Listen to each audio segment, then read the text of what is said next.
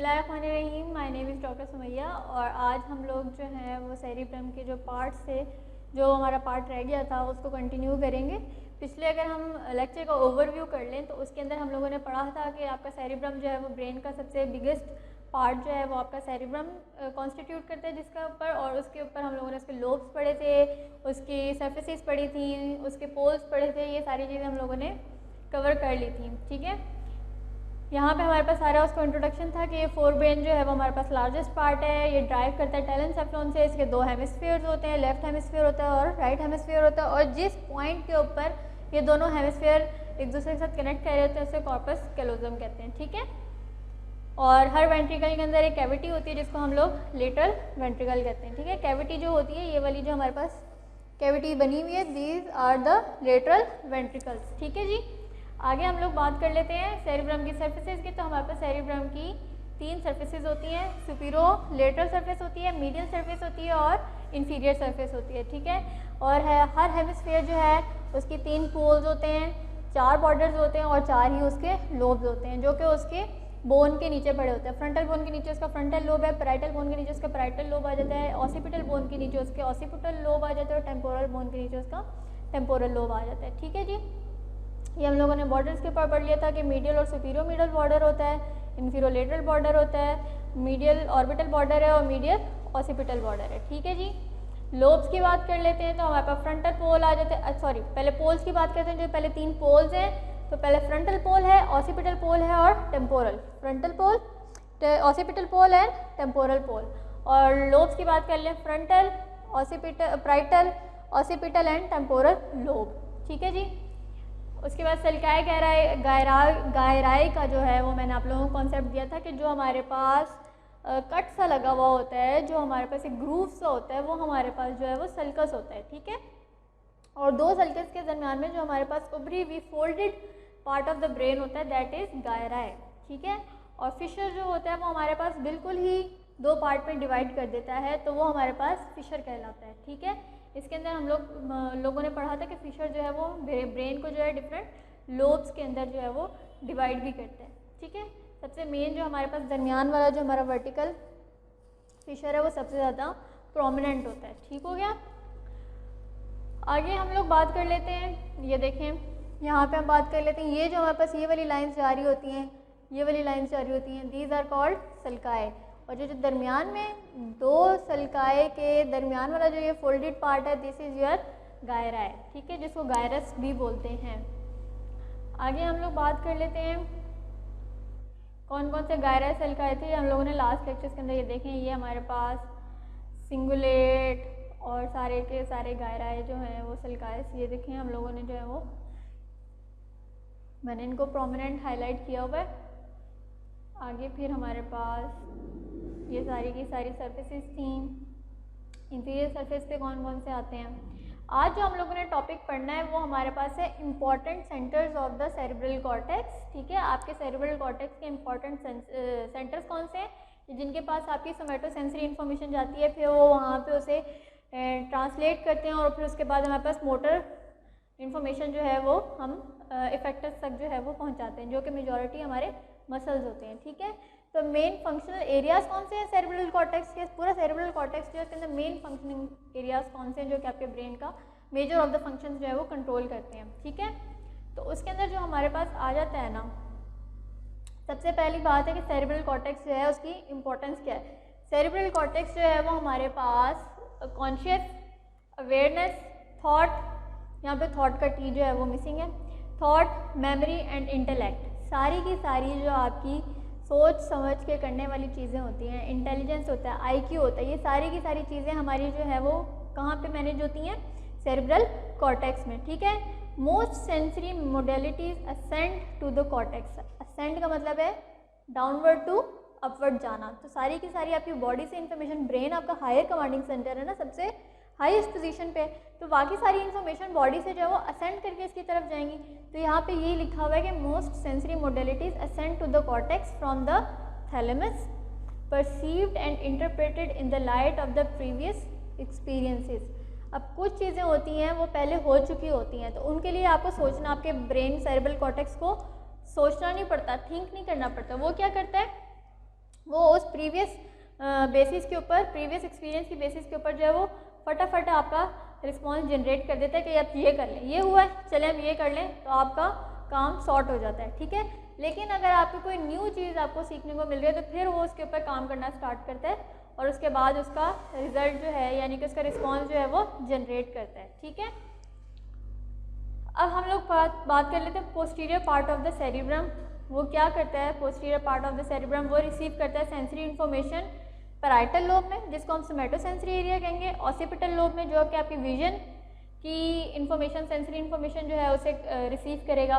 फिर temporal lobe की बात आ जाएगी, वो आपकी हेयरिंग की सेंसरी इन्फॉर्मेशन जो है वो रिसीव करेगा, ठीक है। पैराइटल लोब जो है वो आपका कहाँ से कर रहा है? Somatosensory. Soma means body, sensory means sensory information, ठीक है, इनपुट जो आएगी हमारे पास। तो बॉडी से सारी जो आपकी सेंसरी इन्फॉर्मेशन है वो आपके पास पैराइटल लोब में आएगी। आगे बात कर लेते हैं storage and retrieval of information. जब आप कोई चीज़ पहली दफ़ा सीख रहे होते हैं ना, तो आप उस चीज़ को स्टोर कर लेते हैं वहाँ पे, ठीक है, कि अभी आपको उस चीज़ की ज़रूरत नहीं है, लेकिन बाद में लेटर ऑन अगर आपको उस चीज़ की ज़रूरत पड़ी तो आप उस चीज़ को रिट्रीव करते हैं, दोबारा से बुलाते हैं, याद करते हैं। तो जो स्टोरेज होता है वो एट द टाइम जब वो कोई चीज़ यूज़ नहीं हो रही, कोई इन्फॉर्मेशन यूज़ नहीं हो रही, तो वो वहाँ पे टाइम बिंग स्टे करेगी, तो वो हमारी स्टोरेज इन्फॉर्मेशन में आ जाता है। और रिट्रीवल ऑफ इन्फॉर्मेशन होता है जो ऑलरेडी स्टोर्ड इन्फॉर्मेशन है उसको दोबारा से उसका बैकअप जो है उसको कॉल करना, ठीक है, तो वो हमारा रिट्रीवल ऑफ इन्फॉर्मेशन होता है। एग्ज़ाम की तैयारी करते हैं, पढ़ते हैं, सारी चीज़ें वो आपके स्टोर हो जाती हैं। फिर जब आप एग्ज़ाम लिखने बैठते हैं तो आप उसे रिट्रीव करते हैं, रिकॉल करते हैं, तो ये आपका रिट्रीवल ऑफ इन्फॉर्मेशन होता है, ठीक है। Information is elaborated to the association cortex at the meeting of the parietal, temporal and occipital lobes for identification by touch, sight and hearing. The limbic system, medial part of the cerebrum जो है उसको हम limbic system कहते हैं। सारा ये जो आपके पास ब्लू पार्ट बना हुआ है ये आपका क्या है? लिम्बिक सिस्टम है। इनेबल, ये क्या हमारे पास अपने फंक्शन परफॉर्म करता है? Storage and retrieval of the information processed in the posterior cortex, ठीक हो गया। अब हम लोग बात कर लेते हैं मोटर एरिया का। हमारी बॉडी जो ब्रेन है उसके अंदर मोटर एरियाज कौन कौन से हैं, ठीक है। फ्रंटल लोब की बात कर ले, फ्रंटल लोब में हमारे पास एंटीरियर पार्ट ऑफ द जो ब्रेन है वो आपका फ्रंटल लोब बनाता है ना, ठीक है। वो हमारे पास ऑर्गेनाइजेशन एंड मूवमेंट, यानी आपकी जो कोऑर्डिनेशन है, चलने फिरते हुए आपका पोस्चर मेंटेन, ये सारी चीज़ें जो हैं वो आपका कौन कंट्रोल करता है? फ्रंटल लोब, ठीक है। तो इसके अंदर जो हमारे पास मोटर एरियाज हैं वो हमारे पास प्राइमरी मोटर एरिया है, प्री मोटर एरिया है, सप्लीमेंट्री मोटर एरिया और प्री फ्रंटल एरिया है, जो कि guidance of the complex motor behaviour जो है उसको कंट्रोल करते हैं। अच्छा, एक साइंटिस्ट था, उसका नाम था ब्रॉडमैन, ठीक है। उसने क्योंकि इन एरियाज़ को जो है वो नाम दे दिया था 1 2 3 4 5 6 7 8 9 10 इस तरह करके, तो इस वजह से इन एरियाज़ का नाम हम लोग कभी कभी Brodmann area number 4, Brodmann area number 6 इस तरह करके भी जो है वो कॉल करते हैं, ठीक है।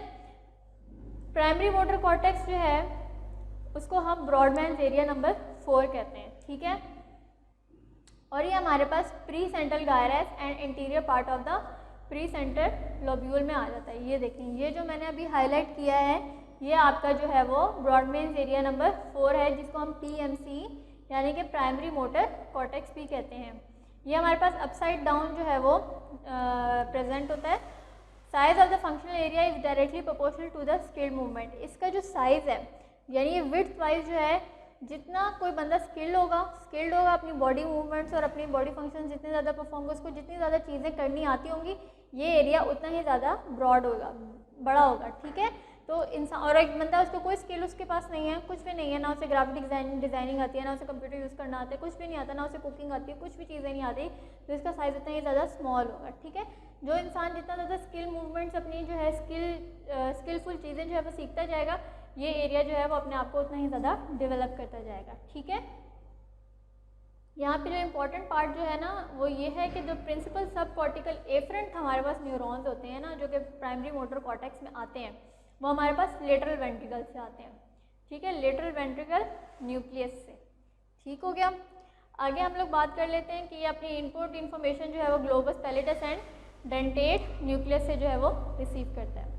अगला जो हम लोग बात कर लेते हैं, ये देखें, ये आपका उन्होंने सेरिब्रम को दिखाया हुआ है और इसके अंदर जो आपने एक इम्पॉर्टेंट चीज़ देखनी है ना, ये देखें, यहाँ से जो है वो लेग स्टार्ट हो रही है और वहाँ पे जा रहा है आपका माउथ, यानी ये लेग और ये हेड। अब यहाँ पे जोन सा बॉडी पार्ट जितना बड़े साइज़ का है ना, इसका मतलब है कि वो उतना ही ज़्यादा उस ब्रेन के पार्ट को कंट्रोल कर रहा है। ये देखें, ये लेग है, फिर वो जाके हैंड। अब देखें आपके हाथ जो है वो मेजॉरिटी आपके जो दिन के काम है वो उसमें आपके क्या हाथ इस्तेमाल हो रहे होते हैं। तो आपके हाथों का इस्तेमाल, आपके हाथों की स्किल उतनी ही ज़्यादा, उसका काम उतना ज़्यादा बढ़ गया, तो उसने उतने ही ज़्यादा बड़े एरिया को जो है वो ब्रेन के कवर किया हुआ। ठीक है, फिर उसके बाद आपका माउथ आ जाता है, उसमें आपकी आईज, नोज़, हेयरिंग, स्पीकिंग, ये सारी चीज़ें आ जाती है। तो आपकी डेली रूटीन में फेस का ही ज़्यादा से ज़्यादा इस्तेमाल हो रहा होता है। तो देखिए फेस ने भी जो है वो ब्रेन का बहुत ज़्यादा एरिया जो है वो कवर किया हुआ है। ठीक है, तो ये हमारे पास जो है इस तरह रिप्रेजेंटेशन है कि किस तरह जो है वो आपका ब्रेन जो है वो उन सबको कंट्रोल करता है। दूसरी साइड पे बात करें तो देखें आपके जो ये साइड है, इसमें देखें आपके होठों का साइज़ कितना ज़्यादा बड़ा हुआ है, यानी आपका फेस जो है तो उसके अंदर जो आपका सबसे इंपॉर्टेंट फीचर है वो आपका माउथ है, जो आपका बहुत ज़्यादा इस्तेमाल होता है। तो जो सा बॉडी पार्ट जितना ज़्यादा इस्तेमाल हो रहा होगा उतना ज़्यादा वो ब्रेन का फंक्शन जो है उसे कवर कर रहा होगा। ठीक है, आगे जी हम बात कर लेते हैं प्री मोटर एरिया की, जिसको हम कहते हैं ब्रॉडमैन्स एरिया नंबर 6। ठीक है, और ये हमारे पास क्या क्या फंक्शन परफॉर्म करता है, प्रोग्रामिंग का, preparing for movements and control of posture. ठीक है, और ये भी हमारे पास जो है ventral anterior nucleus of the thalamus से जो है सारी की सारी अपनी एफरेंट सेंसरी न्यूरॉन्स जो है वो रिसीव करता है। ठीक है, ये जो येलोइश एरिया जिसको मैंने अभी प्रोमिनेंट किया, ये हमारे पास है ब्रॉडमैन्स एरिया नंबर 6, और इसका दूसरा नाम क्या है, प्री मोटर कॉर्टेक्स। आपने ये दोनों नाम याद रखने हैं क्योंकि एमसीक्यूज़ के पॉइंट ऑफ व्यू से वो पूछ सकते हैं what is the name of the Brodmann's area number 6, तो आपको पता होना चाहिए प्री मोटर कॉर्टेक्स है वो। आप ठीक है, प्राइमरी मोटर कॉर्टेक्स लिख के नहीं आ सकते आप वहाँ पे। अब हम अगले की बात कर लेते हैं जो कि हमारे पास है, ये सारे अभी फ्रंटल लोब के एरियाज़ हैं। ठीक है, सप्लीमेंट्री मोटर कॉर्टेक्स की बात कर लेते हैं। ये हमारे पास सब कॉर्टिकल इनपुट जो इन्फॉर्मेशन होती है वो हमारे पास वेंट्रल एंटीरियर न्यूक्लियस से रिसीव कर रहा होता है। पिछले वाले दोनों कहाँ से कर रहे थे, वेंट्रल लेटरल न्यूक्लियस से। ठीक है, और ये अपनी सारी की सारी इन्फॉर्मेशन वहाँ से रिसीव करता है, और इसके अलावा ग्लोबस पैलुडस एंड सब्सटेंशिया नाइग्रा से भी रिसीव करता है। ठीक हो गया। फ्रंटल आई फील्ड जो है इसको हम ब्रॉडमैन्स एरिया नंबर 8 कहते हैं, और वो है हमारे पास ये आपको नज़र आ रहा है, ये वाला जो है ये हमारे पास फ्रंटल आई फील्ड है, ब्रॉडमैन्स एरिया नंबर 6 इसको कहते हैं। और ये हमारे पास कंट्रोल करते हैं कॉन्जुगेट आई मूवमेंट्स को, और यूनिलैटरल डैमेज, अगर एक साइड का डैमेज हो जाए तो ये conjugate deviation of the eyes to the side of the lesion, दोनों आइज की मूवमेंट जो है वो उसी साइड पर कर देता है जो आपका एरिया डिफेक्टेड होता है। ठीक है, ये रहा फ्रंटल आई फील्ड। अगला हमारे पास है मोटर स्पीच एरिया, जिसको हम लोग ब्रॉडकास्ट एरिया भी कहते हैं, और इसको area number Brodmann's area number 44 and 45 भी कहते हैं। ये हमारे पास कनेक्शन प्रोवाइड करता है इप्सिलेटरल टेम्पोरल लोब के दरमियान, पैराइटल लोब, ऑसिपिटल लोब, और क्योंकि ये हमारे पास तीनों जो लोब हैं ये लैंग्वेज फंक्शन को जो है वो शेयर करते हैं। ठीक है, अब लियन अगर इसका हो जाए तो वो किस वजह से होता है, मेजर कॉज उसके अंदर हमारे पास लेफ्ट मिडल सेरिब्रल आर्टरी जो है उसकी इंजरी हो जाए तो हमारे पास इस एरिया का लियन होने के चांसेस हो जाते हैं, और अगर ये हो जाएगा तो फिर हमारे पास एक्सप्रेसिव और मोटर एफेजिया जो है वो कॉज हो सकता है। एफेजिया इस सोच रहे हैं आप कि क्या बात है, आपके दिमाग में वो बात है पर आप बोल नहीं पा रहे। ठीक है, तो that is aphasia, inability to express thought, answer और writing in spite of normal comprehension. Comprehend कर लिया आपने दिमाग में कि क्या जवाब देना है, पर आपका ज़ुबान साथ नहीं दे रही है उसे अदा करने में, तो वो आपका क्या है, एफेजिया है, एक्सप्रेसिव और मोटर एफेजिया। ठीक है, ये रहा आपका ब्रॉडकास्ट स्पीच एरिया। इसके अलावा आपके लैंग्वेज का जो एक और एरिया होता है उसको वर्निक्स एरिया भी कहते हैं, वो हम आगे देखते हैं। प्री फ्रंटल कॉर्टेक्स देते ही हमारे पास anterior to the pre motor area lie कर रहा होता है, और ये हमारे पास कनेक्शन प्रोवाइड कर रहा होता है parietal temporal and occipital cortex में, और इसका फंक्शन क्या क्या आ जाता है हमारे पास, intellect, judgement, prediction, motivation and learning of behaviour. अब हम लोग आ जाते हैं पैराइटल लोब की तरफ। ठीक है, पैराइटल लोब का जो पहला हमारे पास है वो है हमारे पास प्राइमरी सोमैटोसेंसरी कॉर्टेक्स। ठीक है, ये हमारे पास पोस्ट सेंट्रल गायरा है, ये जो रेड हमारे पास एरिया नज़र आ रहा है आप लोगों को रेडिश कलर का, तो वो आपके पास जो है वो हमारे पास पोस्ट सेंट्रल गायरा है, और प्री पैरा सेंट्रल लोब्यूल कहलाता है। ठीक है, ये हमारे पास ब्रॉडमैन्स एरिया नंबर 1, 2 एंड 3 कहलाता है, और ये हमारे पास थैलेमोकॉर्टिकल न्यूरॉन्स जो हैं उनकी जो टर्मिनेशन है ना वो इस पॉइंट में आके होती है। ठीक है, जो कि हमारे पास third order neuron, first order, second order, third order neurons होते हैं। तो ये हमारे पास जो है वो हमारे पास थर्ड ऑर्डर न्यूरॉन है, जो कि इनपुट अपनी सारी की सारी कहाँ से लेते हैं, VPN से, जो कि हमारे पास है वेंट्रल पोस्टीरियर न्यूक्लियस, ठीक है। और ये हमारे पास contralateral half of the body जो है उसको रिप्रेजेंट कर रहे होते हैं अपसाइड डाउन। ये आपके पास असेंडिंग ट्रैक्स हैं सारे के सारे, कि किस तरह जो है वो जा रहे होते हैं। VPN जो है वो आपके पास मीडियल लेमिनिस्कस से जो है रिसीव कर रहा होता है, स्पाइनल लेमिनिस्कस से कर रहा होता है, स्पाइलोथैलेमिक से कर रहा होता है, और ट्राइजेमिनोथैलेमिक ट्रैक्ट से जो है वो रिसीव कर रहा होता है, जो कि जनरली हमारे हेड से सेंसेशन जो उन्हें रिसीव कर रही होती हैं। टेम्पोरल लोब की तरफ आ जाते हैं, उसके ऊपर जो हमारे पास एरिया है वो हमारे पास प्राइमरी ऑडिटरी कॉर्टेक्स है, जिसको हम लोग ब्रॉडमैन्स एरिया नंबर 41 एंड 42 कहते हैं। और ये हमारे पास ट्रांसवर्स टेम्पोरल गायराए में होता है, जिसको हम फेस्टल कॉन्वर्जेंस भी कहते होते हैं। इनपुट इसकी सारी जो इन्फॉर्मेशन होती है वो हमारे पास MGN मीडियल जेनिकुलेट न्यूक्लियस जो है वहाँ से आ रही होती है, और ये अंडरगो करते हैं partial decussation in the brain before it reaches to MGN। Decussation का मतलब होता है कि सीधा जा रहे हैं, फिर वो दूसरे को यूं करके डीकसेट कर देते हैं, क्रॉस कर देते हैं, तो दैट इज़ डीकसेशन, ठीक है। ये हमारे पास जो है वो प्राइमरी ऑडिटरी कॉर्टेक्स के पीछे लाई कर रहा होता है, और ये हमारे पास कॉन्टीन्यूसली जो है वो पोस्टीरियर साइड पे जो है सेकंड मोटर स्पीच एरिया, जिसको हम वर्निक्स एरिया कहते हैं, उसके साथ कंटिन्यू हो जाता है, ठीक है। यहाँ पे हमारे पास साउंड जो है उनको सुना जाता है, वर्ड्स को सुना जाता है, और फिर इंटरप्रेट किया जाता है कि इस वर्ड का या ये जो साउंड आ रही है इसका मतलब क्या है। सायरन बजता है एम्बुलेंस का, तो हमें इंटरप्रेट हम क्या कर लेते हैं कि समथिंग इज़ रॉन्ग, ठीक है।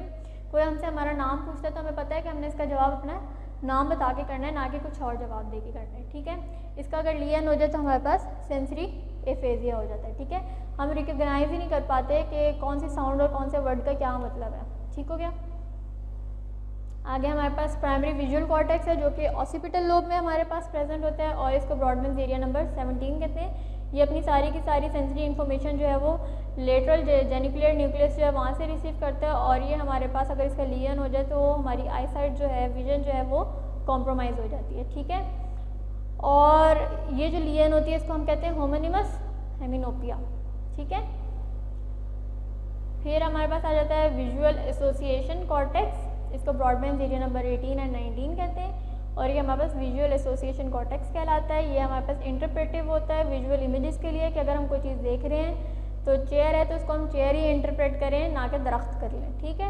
और इसका लियन जो होता है वो हमारे पास विजुअल एग्नोजिया जो है वो कॉज करता है, जो कि इनएबिलिटी होती है रिकॉग्नाइज द सीन ऑब्जेक्ट। एक चीज़ है उसको आप देख रहे हैं लेकिन आप पहचान ही नहीं पा रहे कि ये क्या है, दरख्त है, चेयर है, टेबल है, क्या चीज़ है, आप रिकॉग्नाइज नहीं कर पाते होते हैं, ठीक है। सेकेंड मोटर स्पीच एरिया आपका वर्निक्स एरिया है, ये हमारे पास also known as language area कहलाता है। ये हमारे पास डोमिनेंट हेमिस्फीयर पे होता है। देखिए डोमिनेंट हेमिस्फीयर कौन सा होता है, कुछ लोग होते हैं वो लेफ्ट हैंडेड होते हैं, कुछ लोग राइट हैंडेड, तो मेजॉरिटी लोग हमारे इर्द गिर्द जो है वो राइट हैंडेड पाए जाते हैं। राइट हैंडेड का मतलब है कि उनका लेफ्ट हेमिस्फीयर जो है वो डोमिनेंट, अगर कोई लेफ्टी है तो इसका मतलब उसका राइट हेमिस्फीयर जो है वो डोमिनेंट है। तो वर्निक्स एरिया जो है जौन सा भी डोमिनेंट आपका होगा ना उधर प्रेजेंट होगा, ठीक है। ब्रोकास तो वैसे ही फ्रंटल में आ रहा था ना, तो ये वर्निक्स जो है वो डोमिनेंट वाले हेमिस्फीयर में आ रहा होगा, ठीक है। और इसका लियन जो है वो हमारे पास सेंसरी और रिसेप्टिव एफेजिया जो है वो कॉज कर सकता है, और lack of comprehension of words by vision और हेयरिंग। अगर आप कुछ सुन रहे हैं, कोई आपको कह रहा है कि साइड पे हट जाओ, तो आप समझ नहीं पाएंगे, आप वहीं पे खड़े रहेंगे, सोचते रहेंगे कि यार ये क्या कह रहा है मुझे, कि क्या करूँ मैं, आप इंटरप्रेट ही नहीं कर पाएंगे उस चीज़ को कि आपको कोई बात कही जा रही है, ठीक है, ना ही आप समझ पाएंगे, ठीक है। कोई कहेगा खाना खा लो, तो आप ये भी नहीं समझ पाएंगे कि अच्छा ये मुझे खाना खाने को कह रहा है, ठीक है। अब खाना खाते हुए आपका खाना नीचे गिर गया तो आपको तब भी नहीं समझ आएगी कि अच्छा मेरा खाना नीचे गिर गया, कि मुझे अपने कपड़े साफ़ करने, ठीक है। तो ये सारी चीज़ें जो हैं वो वर्निक्स एरिया के डैमेज होने की वजह से आपको हो सकती हैं। Thank you. ये टॉपिक हमारा सेरिब्रम का कंप्लीट हो गया है। इंशाल्लाह नेक्स्ट अब हम जो है ब्रेन के दूसरे पार्ट्स को नेक्स्ट लेक्चर के अंदर कवर करेंगे। Thank you so much.